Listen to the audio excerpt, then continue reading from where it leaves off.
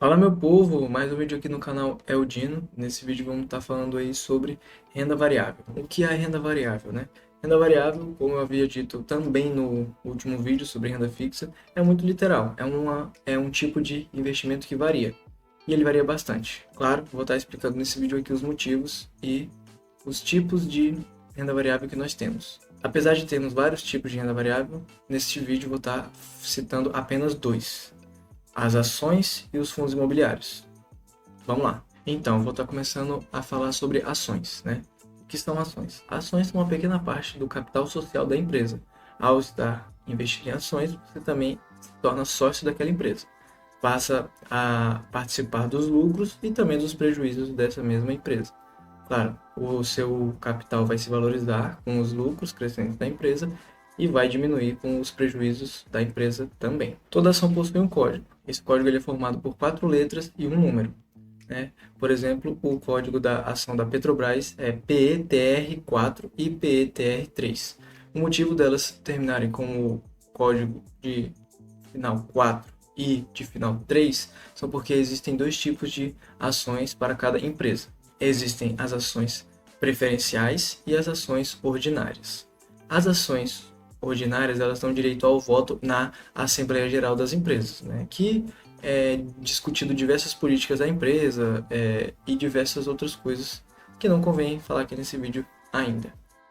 E claro, as ações ordinárias também detêm o direito ao recebimento de dividendos da empresa. Agora, falando das ações preferenciais, elas possuem alguns direitos diferentes das ações ordinárias.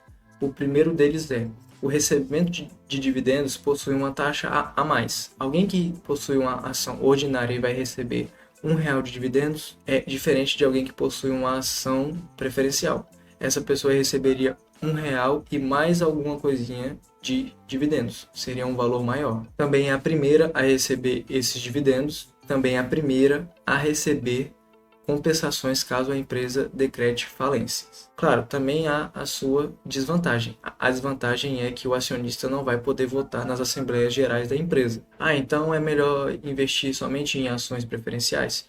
Não. Isso vai ser falado em algum vídeo no futuro, porém nem sempre ações preferenciais são a melhor escolha na hora de estar investindo em ações. Isso vai ser explicado futuramente, não é conteúdo para esse vídeo. Então, agora eu vou estar falando sobre os fundos imobiliários, né? Fundos imobiliários que são o investimento queridinho aí dos investidores iniciantes em renda variável, por não variarem tanto quanto as ações variam.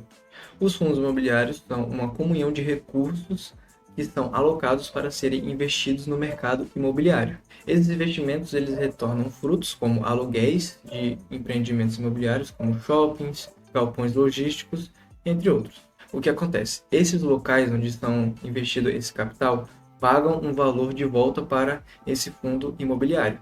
E esse fundo imobiliário transforma esses valores em dividendos que são retornados aos acionistas, que somos nós. Os dividendos dos fundos imobiliários são pagos de forma mensal e os fundos imobiliários estão obrigados a pagar 95% dos seus rendimentos e recebimentos para os cotistas, né? 95%.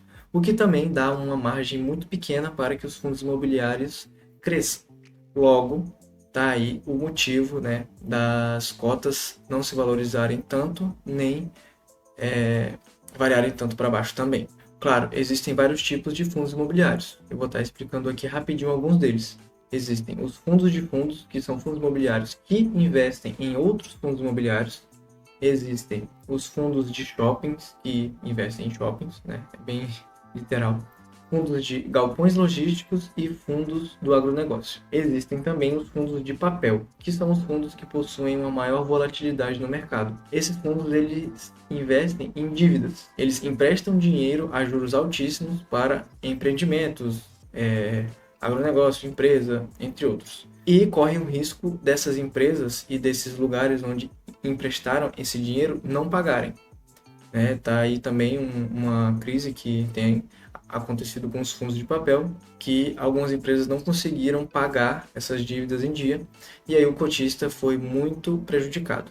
Claro, via de regra, você não vai colocar todo o seu dinheiro em fundos de papéis, até porque seria uma burrice gigantesca. É aí um fundo a ficar de olho, né, para ficar de olho, para não cometer erros gravíssimos na hora de fazer seus investimentos. Bom, como vocês puderam ver, as ações e os fundos imobiliários se diferem, porém os dois são investimentos da renda variável. Vamos lá. Por que eu devo investir em renda variável? A renda variável, ela produz algo muito interessante no seu patrimônio, que é um aumento desse patrimônio, entendeu? Ela tem o potencial de aumento desse patrimônio muito mais alto do que se você colocasse o seu dinheiro em renda fixa, somente em renda fixa. As ações de uma empresa, elas podem subir exponencialmente durante os anos, caso essa empresa tenha políticas e tenha fundamentos muito bons, ela com certeza virá a ter resultados incríveis no longo prazo e assim, né, potencializando o seu dinheiro ainda mais. Como também os fundos imobiliários. Com os dividendos dos fundos imobiliários, você pode reinvestir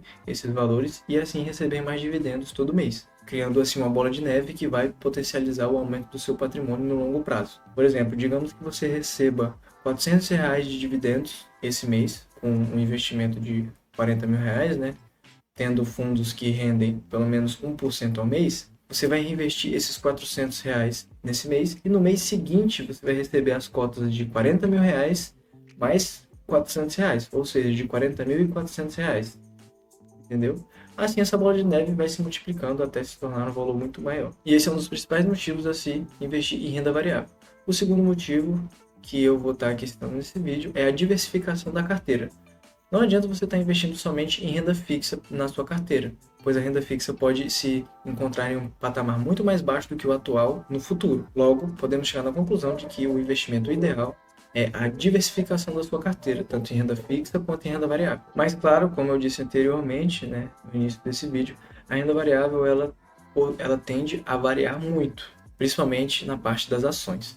As empresas elas podem ter anos em que elas vão bem, anos em que elas vão mal, trimestres que elas vão bem, trimestres que elas vão mal. E isso vai afetar diretamente os seus investimentos nessas empresas.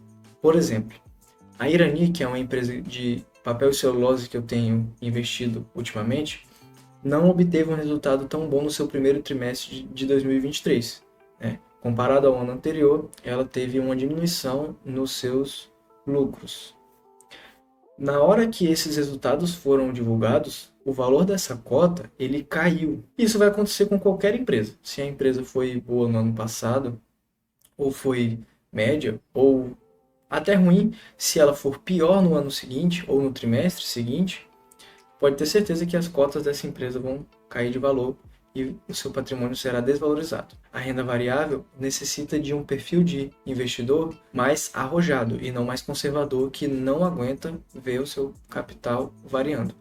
No início dos meus investimentos, eu confesso que eu era um investidor conservador, não aguentava ver meu capital variando. Eu comecei a investir em ETFs quando eu entrei na renda variável da primeira vez, e mesmo sendo ETFs, que vão ser discutidos em vídeos seguintes, mesmo sendo ETFs, que são um investimento em renda variável um pouco menos volátil, eu não suportava ver o meu dinheiro oscilando daquela forma. E o que é um perfil de um investidor um pouco mais arrojado? É um investidor novo, é um investidor que busca aí um aumento de patrimônio, não um curto período de tempo, mas um longo período de tempo.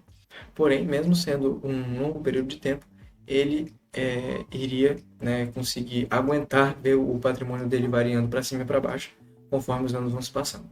Por exemplo, na pandemia, né, a gente pôde presenciar a queda da Bolsa de Valores. Ela caiu muito mesmo. Pessoas que perderam 50% aí do seu patrimônio. As pessoas que ficaram tranquilas, viram o seu patrimônio cair em meio de uma crise e conseguiram deixar ele lá parado, viram uma valorização muito grande do seu patrimônio depois que essa calamidade que aconteceu aí no nosso país e no mundo terminou. Se essa pessoa também comprou ações nessa baixa gigantesca da bolsa, pode ter certeza que o dinheiro dela valorizou muito depois disso. Entendeu? Então, tipo assim, os investidores mais arrojados, eles têm um perfil que aguenta esse tipo de investimento e não vão sair vendendo na primeira variação que houver no seu patrimônio. Caso você seja um investidor mais conservador, que não consegue fazer isso, nem tente entrar em renda variável no momento, né? Busque pesquisar, se aprofundar e ter muito mais conhecimento sobre isso antes de colocar o seu pé nesse tipo de mercado. A renda variável, ela não é um investimento para se ficar 6 meses, 1 ano e 2 anos com seu capital investido.